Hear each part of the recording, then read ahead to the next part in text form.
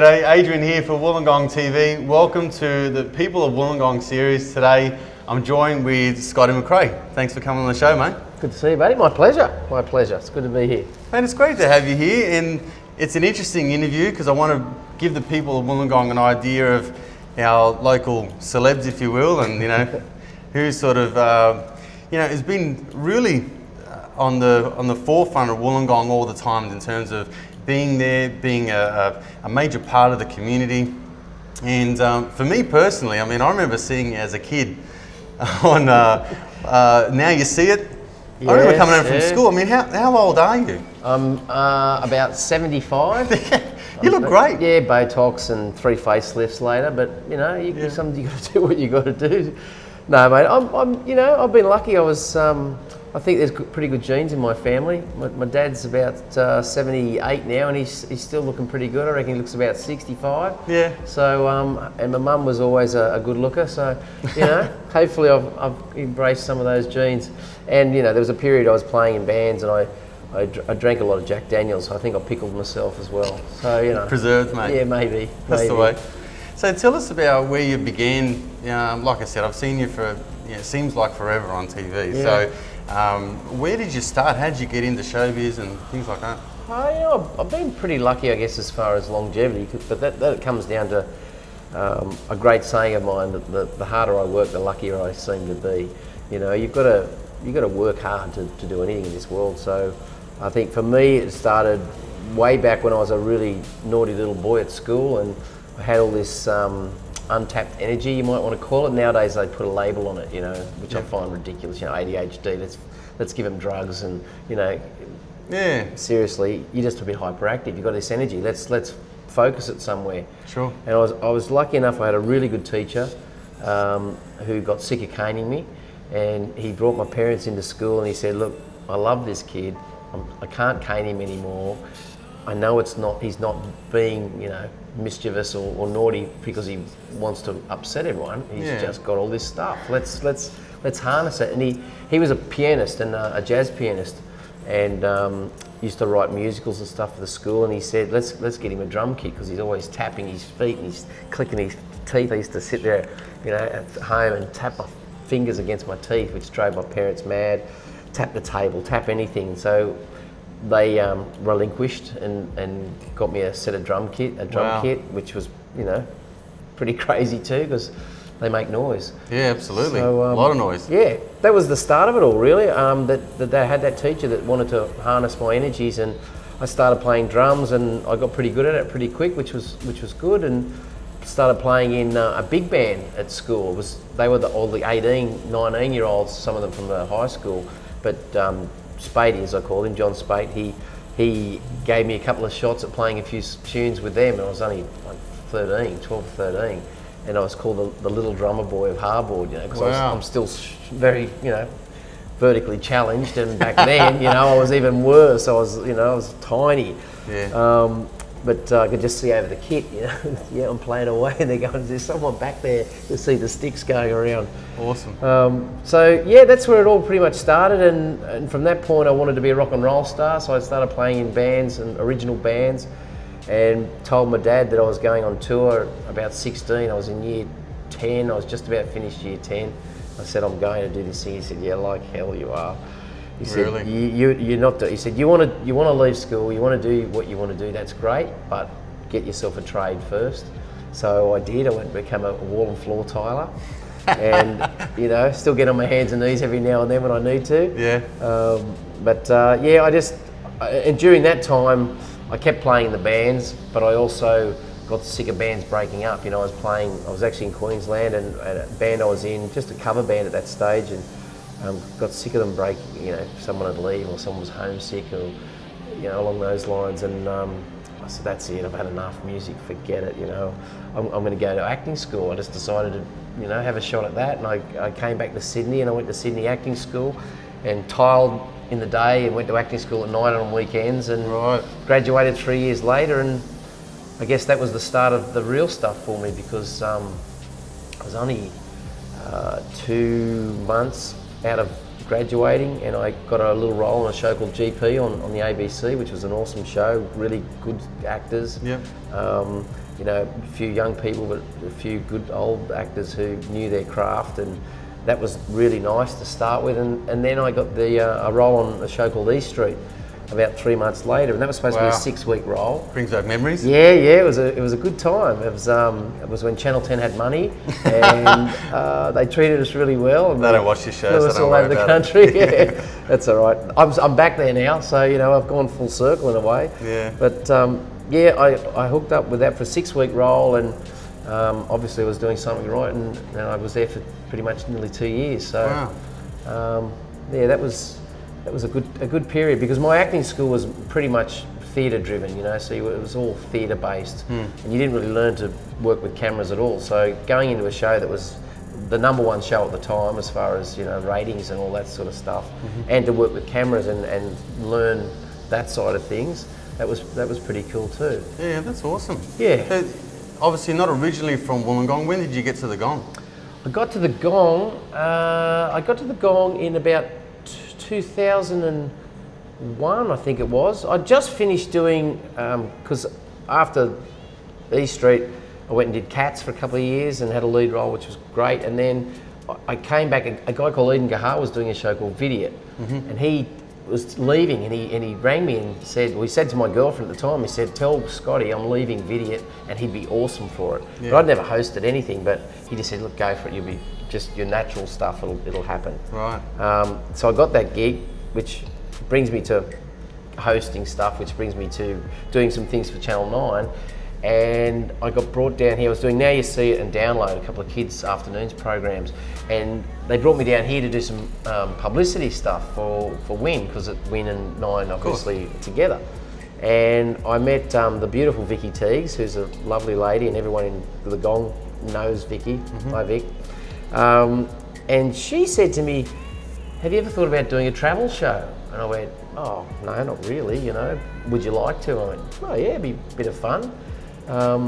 And because they had a show called Destinations at the time, it was made out of Hobart, but it was a Win product, and it was hosted by a woman called Wendy Kennedy, I think. Yeah. And she, I don't know what happened, but anyway, she was moving on, or they were moving her on. So I said, yeah, you know, why not? Because I like to do as many things as possible. So they sent me down to Tasmania, and I did a 5-minute piece talking about the Cascade Brewery and beer, which was real hard. And I got that gig and did it for 4 years, I think. So the first year I was still based in Sydney, and then it was just better. And my daughter, who was only just born, she was about 1, I didn't really want to bring her up in Sydney, to be honest. Gotcha. And we were in the inner city stuff, so you know, I was watching what was going on, and I thought, hey, you know, it's pretty nice down here. And they brought the show out of Hobart then to Wollongong being the base. So we moved down here. We went to Kiama first, but doing that trek, when you come back from a shoot and you get to the come back from the airport, you hit Mount Ousley and you think, oh, I'm home, but you weren't really. You had another 20 minutes, 25 minutes. So we moved closer and closer and ended up in the Gong here. And for me, it was awesome because the Gong is exactly like where I grew up. I grew up in the northern beaches of Sydney, so Harbord, Curl, Manly region. And back when I was a kid, it was really community based. Everyone knew everybody. You know, people kept an eye out for each other and the kids and all that sort of stuff. And that's what I loved about the Gong, because I still think the Gong has that. It's at its heart. You know, that's what the Gong's about. Where I grew up now is full of money and tosses. So, you know, not all of them, but you know, it's just got that vibe about it. Yeah. So yeah, the Gong became home, and it's pretty much been it ever since. Good on you. So you're obviously a busy guy, because I've seen you lately on your the Stevie tour. Can you tell me a bit about that? You're still doing that? Yeah. We're in the final sort of. This is 3 years now that we've been performing it. So. Tell our listeners about that. What's that involved? It's a rockumentary. Hopefully a fair few of you have seen it. We've done the IPAC 3 times, I think, and we did a little an intimate version of it down at Woonona Bulli last few weeks ago. At the Governor's in there, which was pretty cool actually. We hadn't done it that way before, but it's my baby. It's a combination of all the things I've loved and learnt over the last 25 years really. I get to act in it, I get to tell this story, I get to produce it or co-produce it, and I get to sing in it. So I've got all my loves in one little box, and it's about the life and music of Stevie Wright and the Easy Beats. Gotcha. So it's pretty much, we call it a rockumentary, so it's a combination of stories, bit of acting, songs, live band, awesome live band, most of them are local guys, awesome local players, and it goes for about 2 hours, and it's really high energy, and you love it? I love it, yeah, I love it, but it's 3 years and it's tough out there at the moment, getting people who would normally say go to maybe 2 or 3 theatre type things a month, which there used to be a fair bit of it, maybe go once now. Yeah. So it's getting harder, a bit. So bums on seats means money, and you got to survive. And look, it's not about me making money from it, but I've got to pay the boys, I've got to pay the crew and all that sort of stuff. So it's been 3 great years. I'm going to give it a rest next year. Yeah. Unless we get bookings that where I'm guaranteed the cash is going to be there and everyone's going to get looked after. But I'm going to give it a rest because I'm writing another one at the moment. So. There you go, you don't stop. Stay tuned for that one. No, look, you're a long time dead, mate. That's the way. What's the point? I hope, in all honesty, that I will work until I die, even if it's, smaller times or not as hardcore. I know my girl's sitting there going, what are you talking about? We're going to get in that Winnebago and just cruise around Australia for the rest of our lives.